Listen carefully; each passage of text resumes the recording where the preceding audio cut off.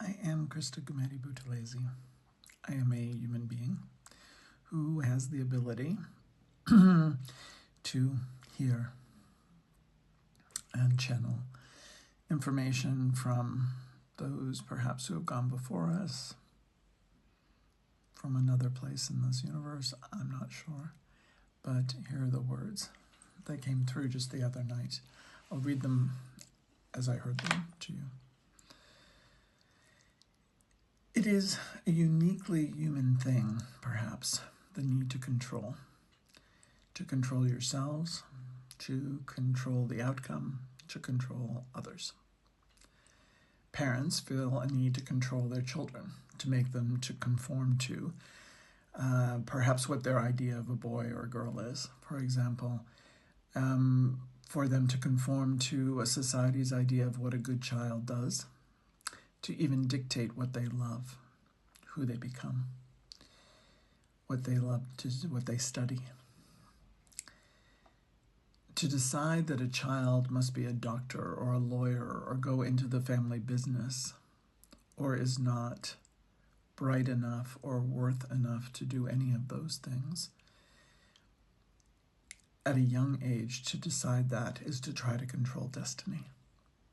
Certainly, it is not wise for a number of reasons. It doesn't allow any room for magic, for one thing, for possibility. Perhaps that parent tries to control their child because they themselves were controlled. In many cases, they forget how that felt to have their spirit squashed, convinced that this is the way of the world, that this is how to fit in, how to belong, that you must somehow squeeze the wonderfulness of you into a tiny container. Perhaps that parent is controlled at work by social norms, by industry standards, by those in charge whose eyes only rest on the bottom line, on profits over losses. And perhaps these industry leaders are controlled too by those who lead the government of that particular country, say. Government leaders tell not the truth, but the truth as they want it seen. All of this long chain of humans, all throughout this chain, the truth is ignored, and the scenario is set up in a way to form reality into their wishes for their benefit, without regard to the benefit of others, or even the basic human rights of others. Again, it doesn't leave room for the universe to unfold in the way it's meant to, in the way it could.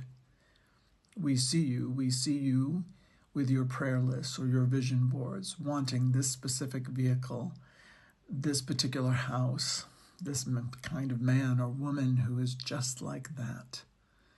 Do you not see, you humans, that the approach greatly restricts your experience on this earth? The opposite, as we see it, of control is allowing. To allow is to relax into, to let yourself be carried by all that is, and all that ever was, and all that ever will be. To take the next step, just the next right step, and the next after that. Not looking so far ahead, but just what's right in front of you, what's here now. Not only for yourself, but for others, to allow people choice. Whether that means exploring all the possibilities, widening your lenses, even the opportunity to stand in awe of what could be, rather than in fear of what you believe will be, or you've been told will be. To control puts all of that possibility into shadow and highlights just one thing or two or three, just a few possibilities.